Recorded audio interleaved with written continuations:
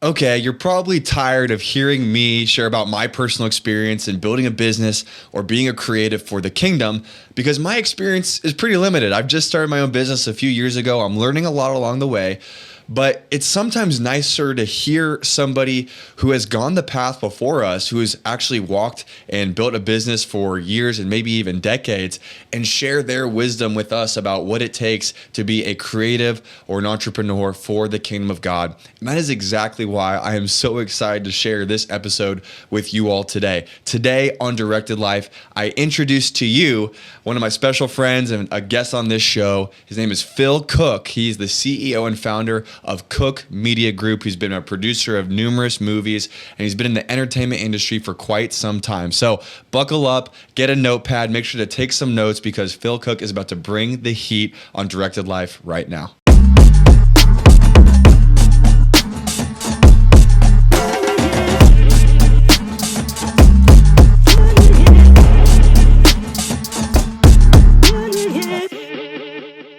Well, everyone, on today's episode of the Direct Life audio experience, I have a really special guest with us today. His name is Phil Cooke. He's the founder and president of Cooke Media Group. Phil, thanks so much for joining us today.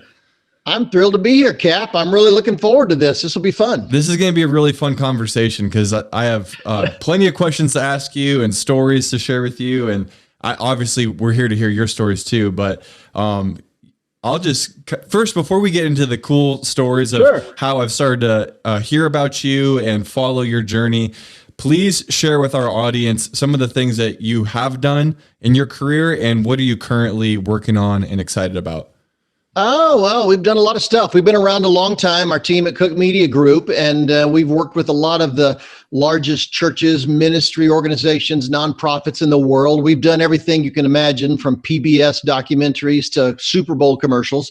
But our real heart and focus has been on helping Christians tell their story more effectively. You know, very often we're telling the greatest story ever told. We just don't do a very good job of telling it. And I'm a big believer that this generation speaks the language of media. And unless we can learn to speak in that language well, we're never going to make much of an impression. So we do all kinds of things. We consult with a lot of organizations, churches and ministry organizations and nonprofits. One of our clients currently is the Museum of the Bible in Washington, D.C. We've done all the media that led up to their launch, and we're doing a big project with them right now. We produced the Hillsong movie that was in theaters a couple years ago. And we've just done a number of things like that. Salvation Army is a client. We love working with those guys. And so we just work with a lot of organizations trying to help them use media to tell their story more effectively. That's awesome. I could just go down that list and start talking about each of those items. I'm from the DC area originally.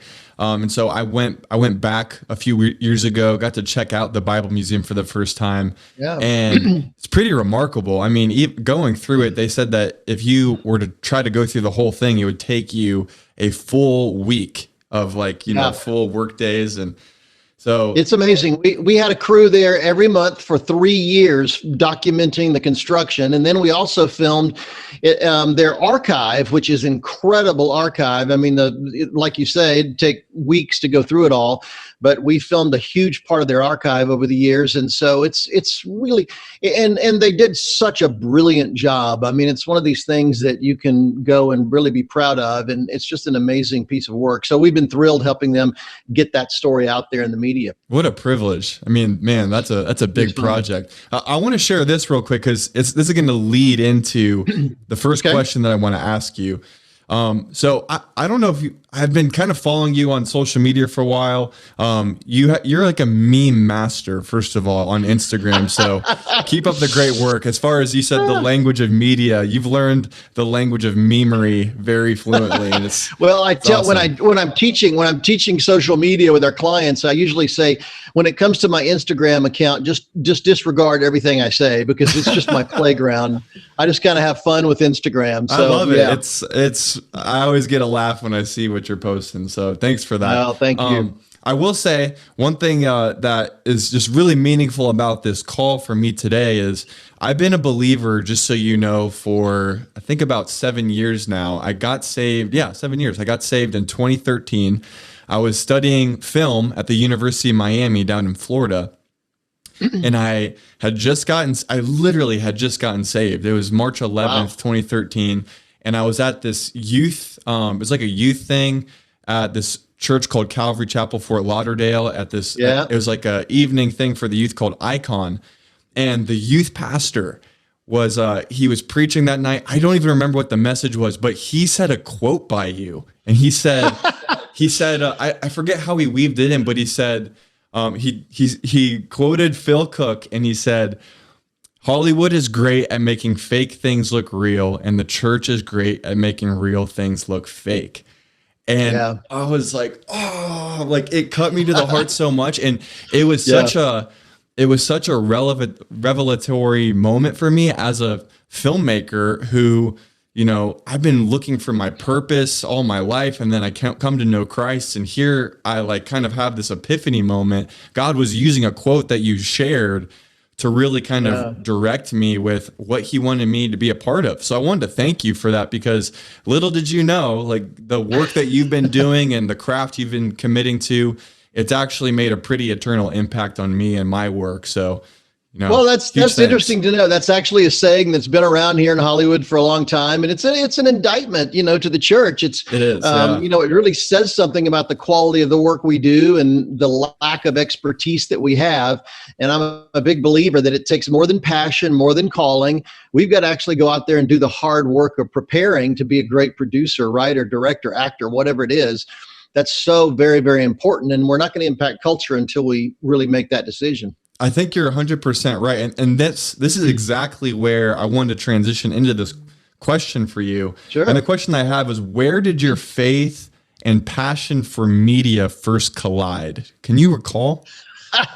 Well, you know, I'm a preacher's kid. I grew up in North Carolina. My dad was a pastor in Charlotte, North Carolina, when I was growing up. And it's funny, I back in those days, it was before home video, certainly before the internet.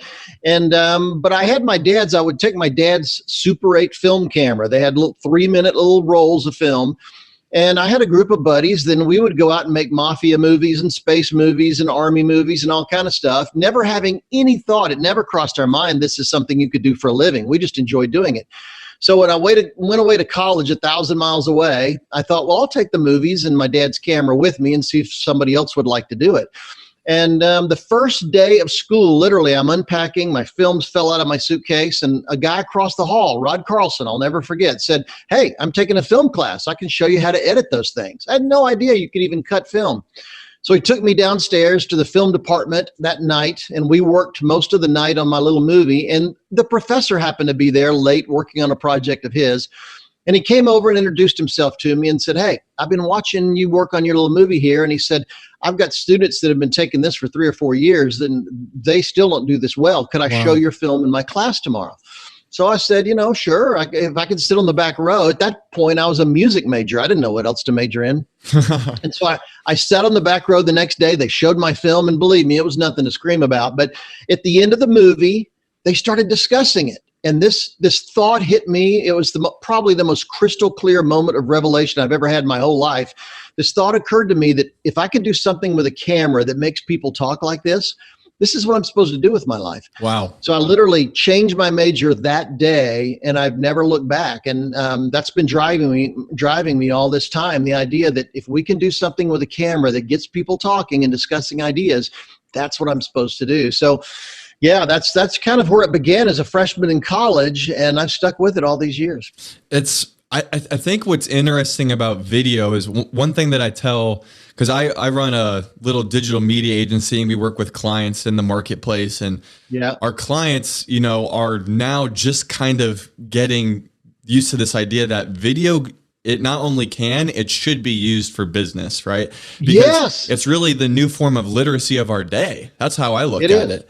In fact, statistically, let me tell you this, Cap. Statistically, short videos, you know, 4 to 6 minute videos are the #1 marketing tool in America right now. In fact, there's more internet bandwidth taken up with short videos now than anything short of Amazon Prime or Netflix. In fact, I heard last year, for the first time since the beginning of the internet, watching short videos actually exceeded watching porn online. So for the first time in the history of the internet, exactly. I never thought that would happen, but now it really says something about the power of short videos. I've heard that 52% of people that watch a short video want to find out more. So that's a big reason companies, nonprofits, ministry organizations are using short videos in a more effective way to tell their story.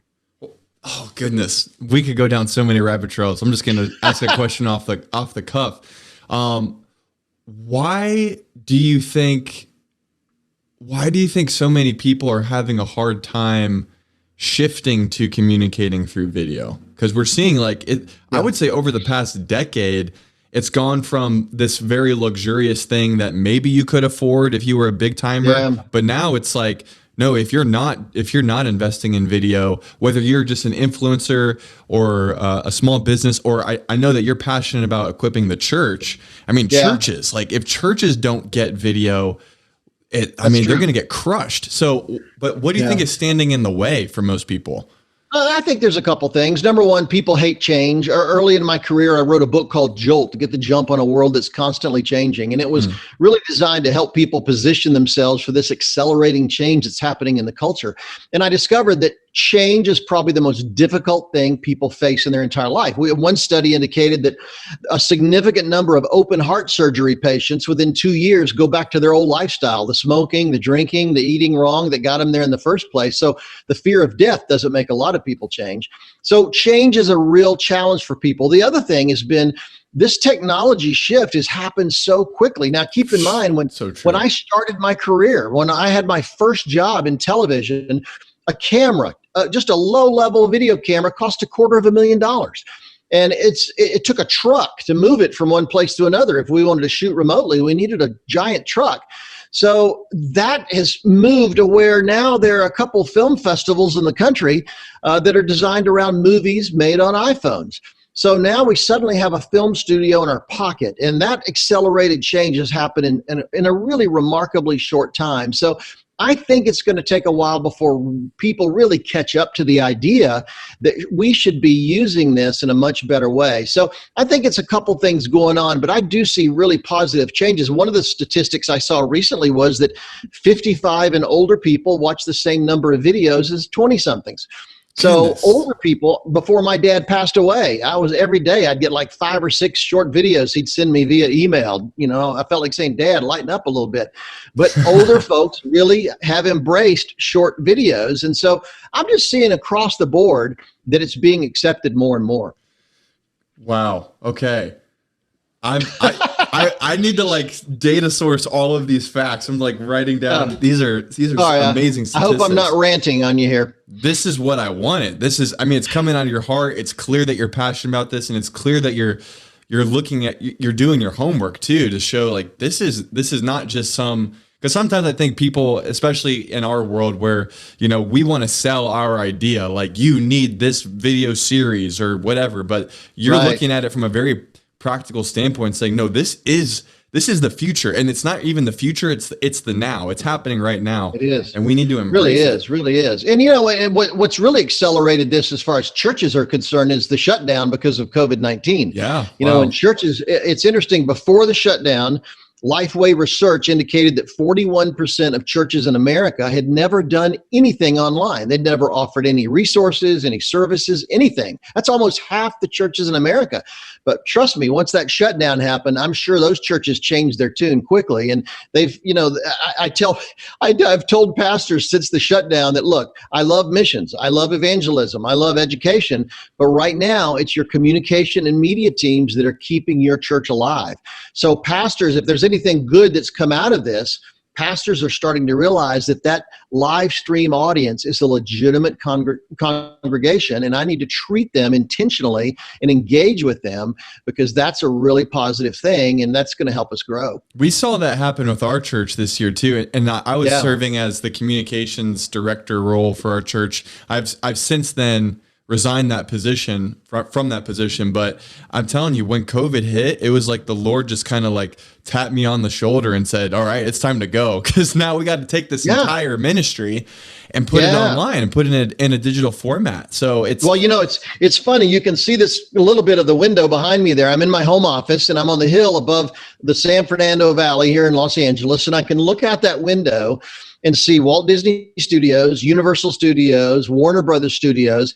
And since the shutdown, they've pretty much been ghost towns. Only now are they starting to accelerate and get their production back in gear, which means that for about 6 or 8 months, the church was producing more media than Hollywood was. Whoa. When you really think of the number of media streams and platforms and live streaming that was being done all over the world, for the first time, certainly in my lifetime, the church was producing more media than Hollywood, and that was a great thing. So I'm really thrilled that churches, media directors like you, communication guys, have really stepped up to the plate and done something, really risen to the occasion to make that happen. This is okay. So this would be a good transition to my next question, because I think one thing that I think Christians who are media minded, who do have gifting there, who do want to be in the entertainment industry, there can be a little bit of intimidation with how big of a Goliath this industry is, and how I mean, you've kind of already mentioned it, but how the church thus far just hasn't really been creating content that is, I mean, there's a reason why people cringe when they hear it's a Christian film, right? Yeah. So I guess one question that I want to ask you is if we have any standing chance to make a dent in this industry. I think we do. I think, in fact, like you said, we have the greatest stories to tell. Yeah. Why aren't we telling them at the level that they deserve to be told? And so the question that I have is, what do kingdom-minded creatives need to know about the entertainment industry, because you had so much experience in it? What do they need to know about the entertainment industry to really hold a fighting chance? Well, first of all, I encourage people to stop thinking about Hollywood as the enemy and start thinking about Hollywood as a mission field. So good. If we're really ever going to change, we're not going to change Hollywood because we criticize it. People don't change because you get mad at them. They change because you develop a trust relationship with them and win their confidence. And so what we have today are hundreds and hundreds of Christians, really highly skilled Christians who are working in the entertainment industry. I can tell you pretty much at every studio, every level of the studio, television networks, and they're also at Silicon Valley. I had a very interesting conversation with a high-level executive at Apple just yesterday who's a dedicated Christian. So I think what we're seeing is, it takes people who are willing to come out here to Hollywood, infiltrate the industry, and really start working from the inside. And one of the things, Cap, I tell people is, if you really feel called to do that, if you're listening to this or watching and you really feel God's calling you to Hollywood or have some impact on the industry. First of all, I always tell people, don't lead with your faith, lead with your talent.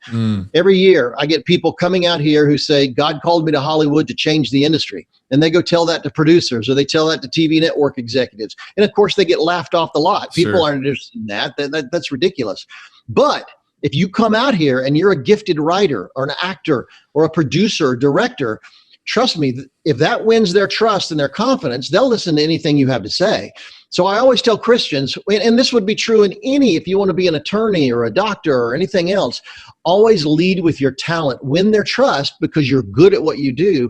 Because once you can do that, then they're much more open to listening to what you have to say. And I think that's the key to making a difference pretty much in any industry, especially Hollywood. I think of the story of Daniel as you're talking about that, because you see Daniel, I mean, oddly enough, we're talking about media, and Daniel was uniquely gifted in Babylonian literature. So it wasn't even the literature or the communication style that his people were familiar with. It was the language of the culture.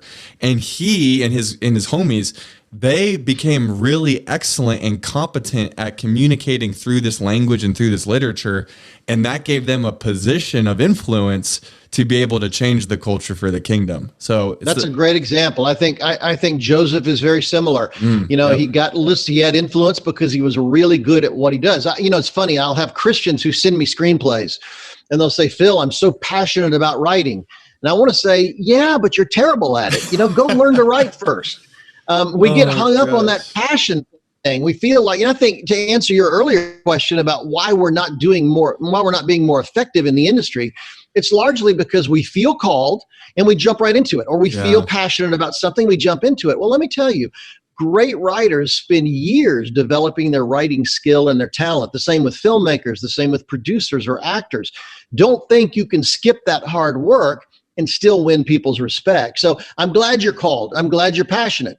But let me tell you, show me some dedication. Show me that you've really, it's funny. I talk to people all the time that want to come to Hollywood. And I'll say, well, have you taken acting classes? Have you taken writing classes? Well, no, I really don't have time for that. And I often think, would I want to have brain surgery with a doctor that really didn't have time to go to medical school? And yet we think we can get away with that in the media business, and we really can't. So we just have to focus on preparation. How do we compete? And that's being as good as anybody else. Another thing that I've discovered about myself, actually, because when I went to film school, passion is important for sure. Because it'll keep you doing the work that otherwise other people would quit after a while. But you're right, it can't just end there, because there's so many passionate people, and passion doesn't necessarily equate to competency. And what I would say, for me, going to film school, it definitely started with passion. And the classes that I was most interested in were, cinematography and editing and screenwriting.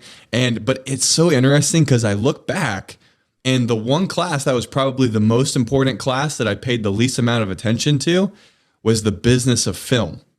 And so that's the next question that I want to ask you is what business advice would you give creatives that are allured with the craft and allured with the artistry, but can't really think about haven't really thought about their craft from a business perspective yet? Well, I think that's a mistake I made as well. I think I wish I'd have spent much more time learning about finance, learning about fundraising, because here's the deal.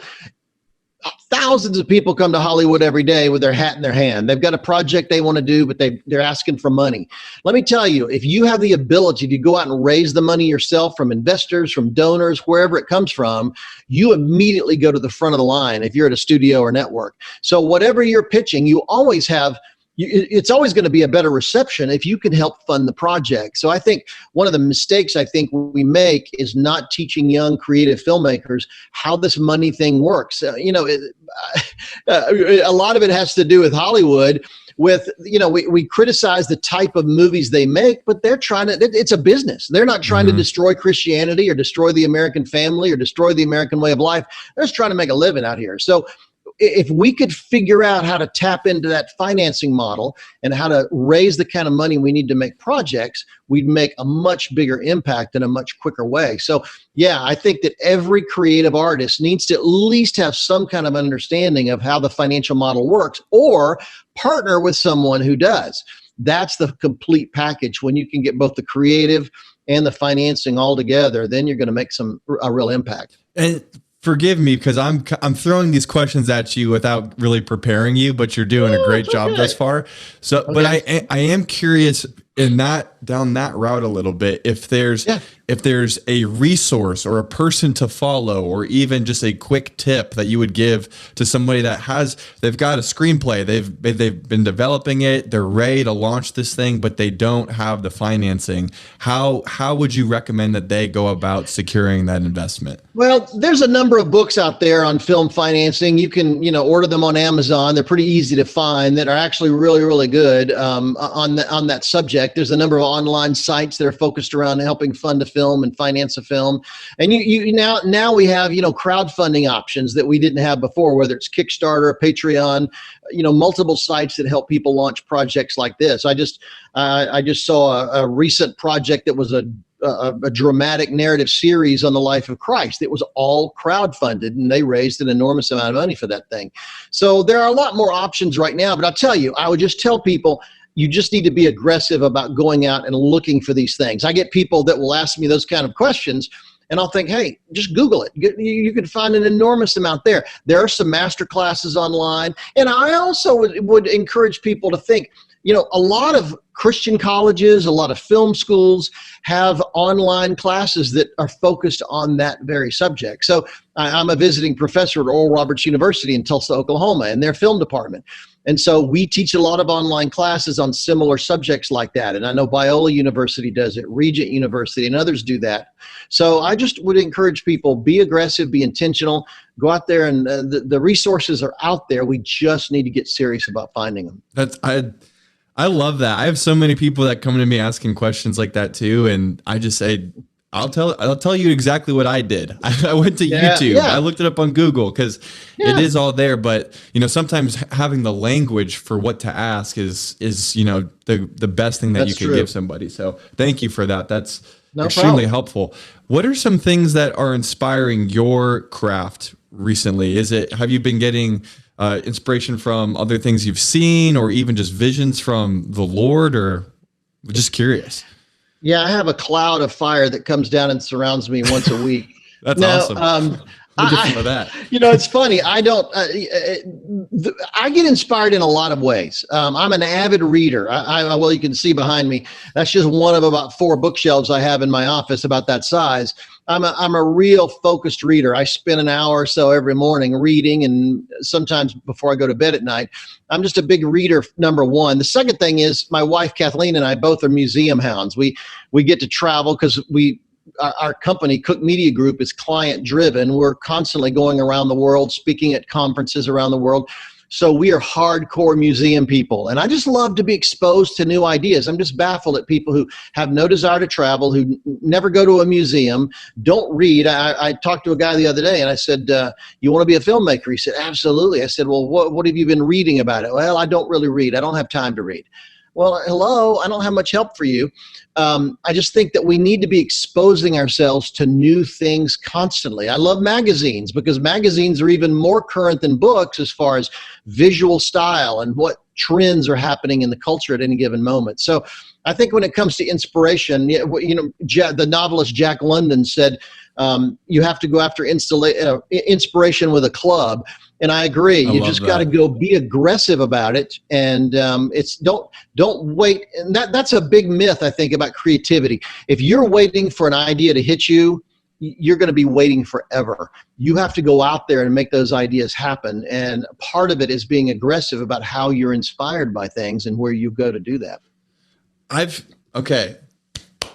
You're crushing it, man. This is great. One thing that I want to encourage, I want you to help encourage some creatives with right now, because one thing that I'm really passionate about is helping creatives find direction. I've discovered that there's creatives who are like kind of bottled up, like they have so much vision, so many ideas, but they don't know how to like take a first step towards that, or they're fearful, they're locked up, they're procrastinating. I don't know what it is. There's so many different reasons, but what have you seen as far as like these the best advice to help these creatives move from a place of not taking action to stepping into being aggressive? I mean, you use that word a couple times. You use it about, looking up your research, getting investment, but then also going after inspiration. That there's got to be some drive. And what would you say is for some advice for those people? I'm a big, well, first of all, you're exactly right. And I work with a lot of creatives, and because we're like you are a client-driven company, we deal with deadlines all the time. I have to deliver, and deadlines matter. Right. And so I can't have an excuse that I didn't feel it or it didn't come. I've got to deliver at some point and some date. A couple things I would recommend to creatives out there. Number one, first of all, understand that everyone is creative. Whenever we talk and I speak at conferences, I get people that come up and say, well, Phil, I just wasn't born very creative. I'm not a creative person. Well, let me tell you, there's no shred of evidence that indicates some of us are born creative and some of us aren't. Sure. Everybody is born equally creative. Now, the question is, are we using it? Now, what we've discovered, for instance, get a bunch of toddlers in a room and they're all wildly creative. That's right. But research has also shown that about age 6, we start to lose our creativity, which means I think there's something about our educational system here in America that makes us start to lose our creativity. Wow. So That tells me it's like a muscle. And if we're not using it on a regular basis, we are going to slowly diminish and eventually lose it. But I'll tell you two things that gave me a huge boost when it comes to creativity. One is finding out what time of day I'm most creative. You know, we all have circadian rhythms, and everybody has their peak at certain times of the day and night. And what I've discovered is between 6 a.m. and noon, man, I'm wildly creative. That's when I focus my time on my books, screenplays, whatever I'm working on, my blog. If I need to be intensely creative, it's got to be between 6 and noon. Now, here's the thing. After that, I can do podcasts, I can do interviews, I can meet with clients. But as far as intense creative work, I'm worthless after noon. Other people, my wife, for instance, Kathleen, is a rock star, man. She keeps late hours. The later she goes, the more energized she becomes. And there's a small sliver of people that are most creative in the afternoon. However, here's the thing. Find out what that time is for you. Experiment a little bit. Play with it. Figure it out, and then try to plan your day around that. Now, I know a lot of people have normal jobs, and you can't totally block that time out. Sure. But when I learned I was creative early in the morning, even when I was working in a full-time job before I launched our company, I would come in 2 hours early before anybody else. I'd come in at 6 a.m. before 8 o'clock. And I'd come in and spend those 2 hours working on my books. And I wrote my first 2 books in those 2-hour slots. Wow. And working every single day. So my productivity went through the roof. The second thing I'll just say quickly is find out where you're most creative. We blow a lot of our creativity by not focusing on the environment. For me, I'm easily distracted. I am so easily distracted, you can't believe it. So probably a bank vault would be the perfect location for me. You know, I can't have my windows open. I can't have music playing. I can't have the TV on. I've really got to focus. But for some people, I've seen some research that indicates that the dull roar of coffee shop conversation is really stimulating to some people creatively. So find the place where you're most creative and try to get there for your creative sessions. Whatever time that is, wherever you want to be, you need to be there. And so just figuring out what time you're most creative and where you're most creative, if you can lock into that, your creativity will shoot through the roof. I mean, it transformed the way I thought about creativity and the output of the work that I did. So just little intentional steps like that can make a dramatic difference. Now, obviously, we're all distracted. You know, the average person sees roughly 10,000 media messages every single day. Wow. You know, we check our iPhone now about 150 times a day. And so we've got to start controlling those. And one thing I would just say, and I'll shut up here, but one last thing I would say is you need to control your distraction, your interruptions. You know, I've read some research, it's actually been out there a long time, that when you're interrupted, when somebody just walks into your office and starts a conversation and you're in the middle of doing something, you know, real creative focus, once that person leaves, it takes you between 20 and 40 minutes to get back to that same level of focus, which means how many of those interruptions can you stand in a day before you've blown the entire day? So just by controlling interruptions, controlling your distractions, and figuring out where you're most creative and what time you're most creative, those 4 things alone will transform your creativity. Sorry, I didn't mean to preach, but that's really big stuff with me. Dude, preach away. That's because I've read have you read the book Deep Work by Cal Newport? Great book. Really terrific. Highly recommended. That book changed me. I read that book at the beginning of this year. And one of the things, I mean, that element of, I think about it like scuba diving. Like in order for you to, like you have to, it takes time to go into that deep trance-like state of creativity. And like you said, distractions kind of pull you to the surface. And I know that, you know, I'm sure that you've experienced this. I've experienced it in my own creativity and others as well, where you get into this like, this matrix mode where you're just creating and like time kind of the sense of time disappears and you don't even hear certain things. You're just locked in. And that's where true creative breakthrough happens the most. But you, like you said, you have to be disciplined to schedule that. Yeah. And I think what's so helpful too is when you create a block of time and having some self-awareness to know this is when it's appropriate for me to do this and it's when I'm actually most effective at it. And then also different environments that you might actually have to drive to. Once you're in that time and place, there's this element of I can't afford to waste time because I drove here because I only have a couple hours. And so there's a sense of like you've invested yourself into that. And I think that you're going to get a lot more out of it because you've made that commitment. So that's I could not agree more. I think you're exactly right. And it's simple things, Cap, like turning off your freaking notifications. Turn off your notifications. I meet people all day that they're notified every time a news story pops up, every time an email pops up, every time a text message. I'm going to tell you, I have clients, major league clients all over the world that I have to be responsible to and respond to.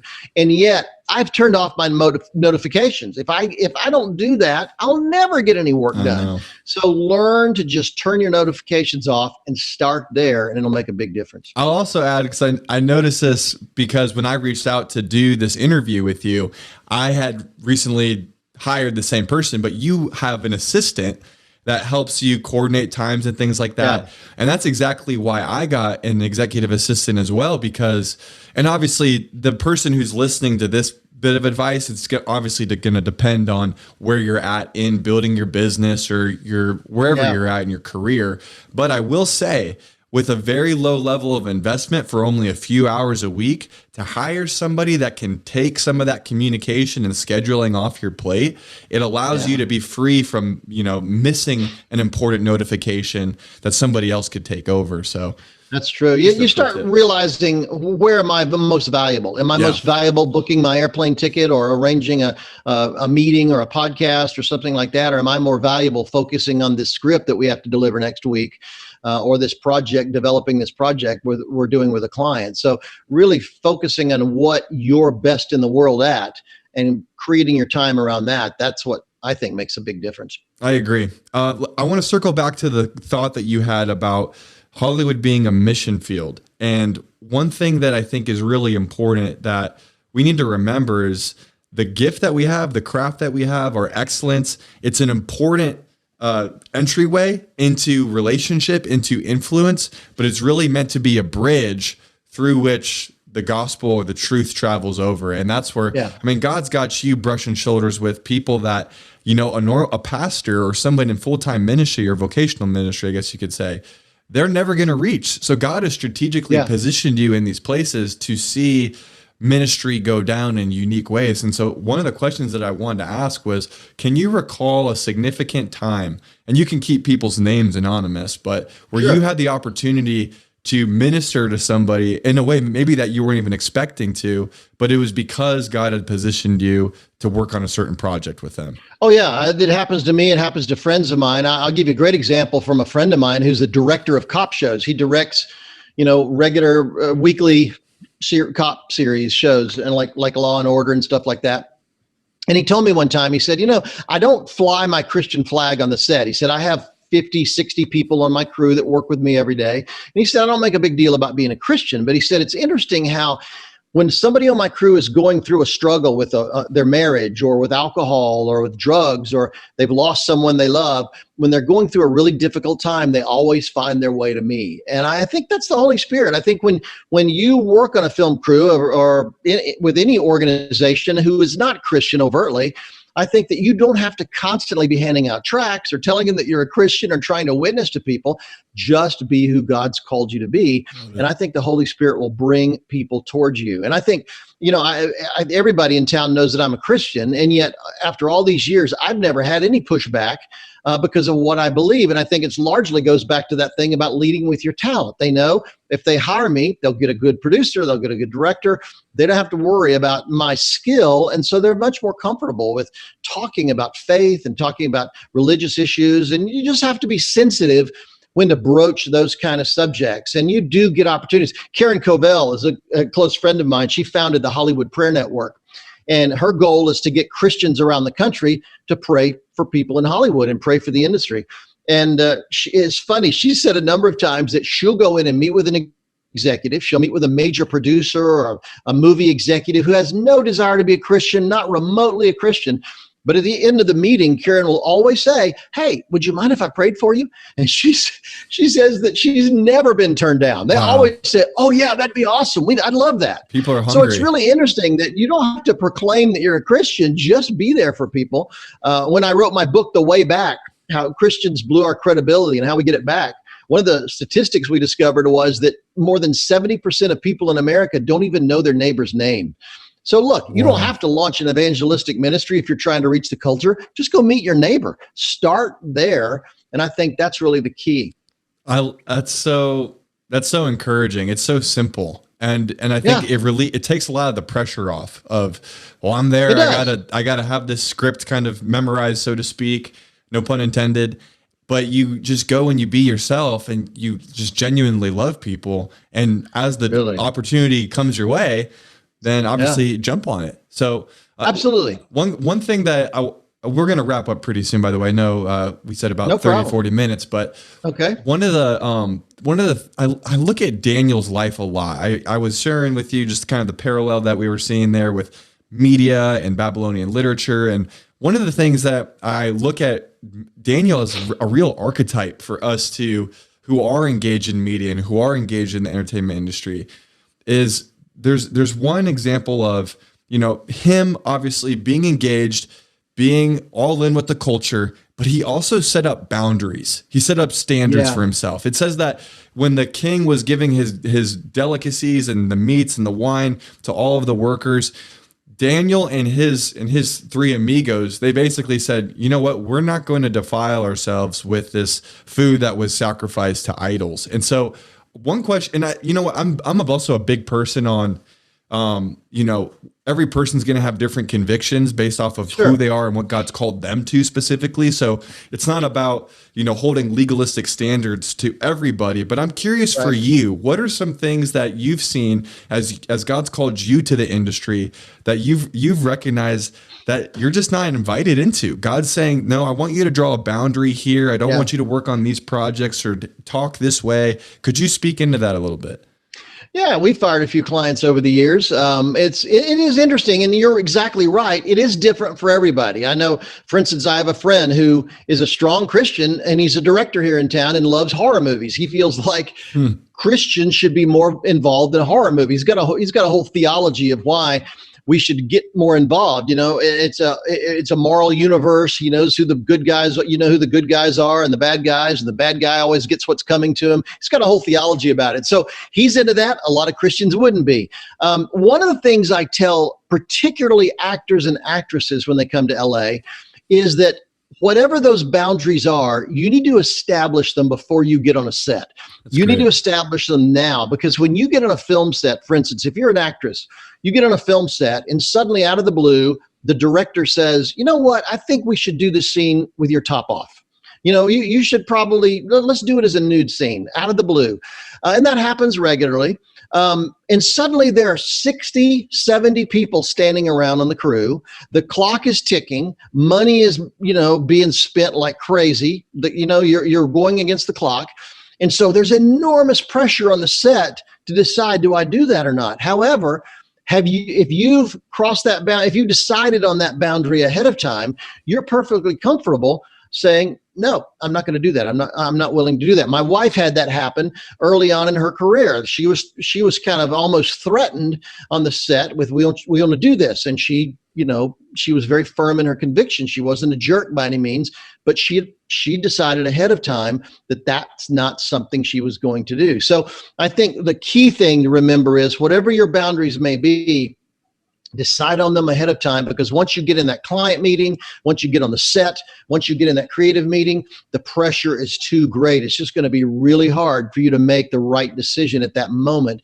So know ahead of time when you're getting into. So yeah, I've had numerous projects. Well, I wouldn't say numerous, actually very few, but I've had a couple that we just didn't feel comfortable doing. And we learn, we've done this for a long time. So we pretty much ask the right questions and try to figure it out ahead of time before we actually get involved in the project, if it's something we want to do or not. That is such good advice. I think that might have That's a great way for us to close this, honestly, because I think that's going to, for me personally, I'm going to be praying into like, okay, what have I not settled with myself and the Lord about? This is the line that I'm not going to cross. And I would encourage anybody listening right now to really take some time, take some inventory of who you are, what God's called you to, and what has he not called you to. And making that decision now, as you said, Phil, so that when the time comes, you've already determined. I mean, that's what it said that Daniel did. He determined in his heart to not defile himself, and so he set up his parameters in advance. And the other thing was, like you said, he wasn't a jerk. You know, he didn't stand up at dinner in front of everybody and proclaim his morality, and that he was not going to lower himself to their standards. He went aside to the guy who was responsible for the meals and said, look, we don't feel comfortable doing this. We just bring us vegetables. And even when that guy got nervous, he said, look, let's just try it. Let's experiment with it. So I love the way that Daniel was very sensitive about how he negotiated that. And so we don't have to be a jerk and be arrogant about these things at all. We can be very sensitive. And that is another thing that helps win over people who might be our adversary. Fantastic. Empathy, lead with empathy. I love that. Yeah. Okay. So Phil, as we're wrapping up right now, I want to give you an opportunity to give a plug for something that you're working on, maybe a book that you're writing or have written. What's one piece of literature or work that you would love to just share with the audience? Well, I just finished a book. It's interesting timing. I just finished a book this week called is that backwards or forwards? I can't tell. Forwards. We can see that crystal clear. We can see it. It's called Maximize Your Influence, How to Make Digital Media Work for You, Your Church, Your Ministry. It's really the key to this book was something I wrote for ministry leaders, pastors, church leaders, to help them understand that it's not just how to do a website, how to do social media. It's really about how to think digitally. This world has completely changed the way we should approach these things and our strategies for telling our story. And so I wrote this book to be a reference to help pastors and church leaders. And even if you're a communication and media director at a church, I'd encourage you to get it. But the best way to get in touch with me or find out what I'm doing is at my blog at philcooke.com. I'm Cooke with an E, Philcooke. I'd encourage you to check it out. I'm constantly posting. I've got a podcast of my own on Apple and on YouTube. And so, yeah, that's probably the easiest way. My blog at philcooke.com is kind of the center of my universe. It's where I've got everything. So it's probably the best way to find me there. Cool. philcooke.com. We'll put that in the description notes of the podcast. Super. Phil, thank you so much for joining us on this episode. I feel like I'm better. I know that our audience was enriched. And man, I look forward to meeting you someday. It's pretty surreal that we got to chat today. So thanks so much for your time. Thank you.